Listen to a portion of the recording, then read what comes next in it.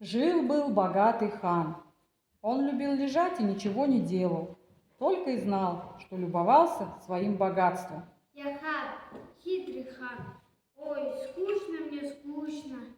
Что же мне придумать? Как же себя развеселить? О, кажется, придумал. Эй, слуга! Объяви всем, великий хан повелевает. Кто соврет так, чтобы я поверил, тому хан дарует чашу золота. Я хан, хитрый хан. Хоть кого перехитрю и богатство отберу. Очень золото люблю. О, великий хан, к вам пожалуй бегать Циден. Зови его скорей, послушаем его вранье.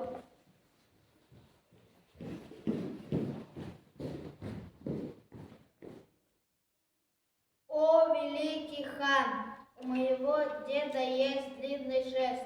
По ночам он этим шестом размешивает звезды на небе, а я размешиваю тесто в квашне. Ну, удивил, а у моего дедушки был такой длинный мундштук для трубки, что он прикуривал не от костра, а от самого солнца, так что можешь проваливать.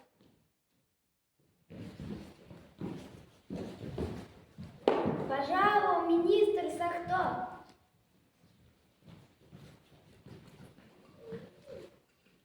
О, повелитель, мой отец запасся водой навсегда. Он выкопал в горах ручей и принес по ручейке к своей юрте. Ха-ха-ха! А мой отец привез на тысячах лошадей вот это вот озеро, что возле моей юрты. Видишь? Можешь идти. О, великий хан, прибыл пастух Дандок. Он приехал на телеге, а в телеге гремит пустая бочка.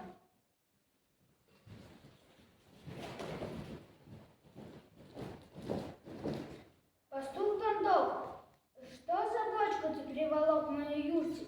И почему она пустая? Приехал хан за долгом. Да кто ж тебе должен? Ты, хан, ты! Я? Тебе? Да ты с ума сошел, что ли? Я такого первый раз слышу. Великий хан забыл, что должен бочку золота? Врешь, пастух, бреешь, собака. Ничего я тебе не должен. Великий хан, так значит не веришь тому, что я говорю? Великий хан, ты обещал всем народно, дай мне чашу золота.